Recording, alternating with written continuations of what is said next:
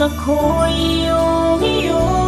Tayo'y pinaglayo ng tadhana, iginapos ng libo-libo nating alaala. Ilang taon na din pala ang mga lumipas, mga larawan mo tila ba hindi kumupas. Alaalang kisaya ay sumasariwan, nung tayong dalawa pa ay magkasama. Sa ilalim ng mga ulap ay natatandaan mo pa ba mga asaran at kulitang nagpakasaya? Hindi alintana, lagitik ng orasan, sa ngiting idinulat mong hindi matumbasan. Na kahit na ano pa ang material na sumasagabal, damang-dama ang lasap ng pagmamahalan ng ikaw at ako, nang walang humahadlang. Dahil ikaw ay para sa'kin at ikaw ay espesyal, hindi malilimutan na ang alaalang kay Tamismis. Alam mo ba noon, ika'y laging namimiss. Please, bumalik ka na ulit, di ko matiis, miss.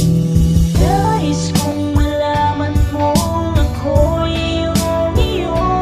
Tayo'y pinaglayo ng tadhana, iginapos ng libo-libo nating alaala.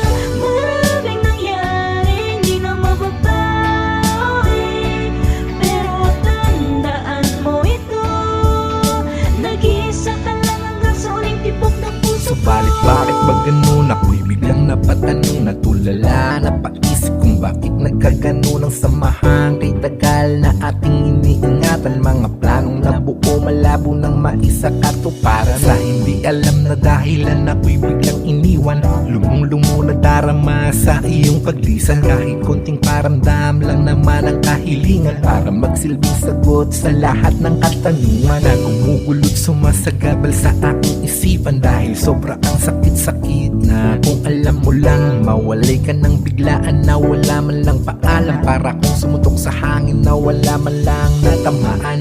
Baliw kung baliw na ngayon ang kalagayan, na pilit sinasariwa kung ano ang kasalanan na aking nagawa. At bigla kang nawala, sagutin mo naman mahal kung asaan ka na. Malaman mo ako'y iyo. Tayo'y pinaglayo ng tadhana, iginapos ng libo-libo nating alaala.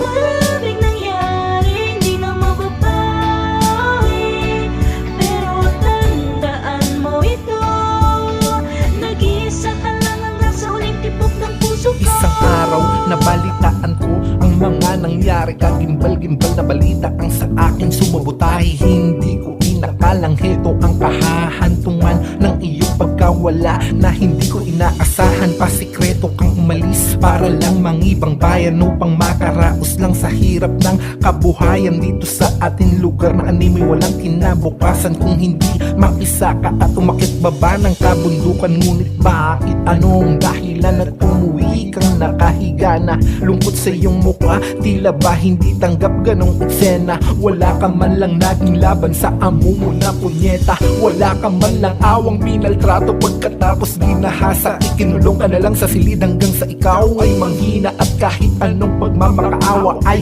ginawa mo na para lang makawala't makalabas sa kapukutan. Pero baliwala lang ang lahat dahil ikaw pa'y pinutukan.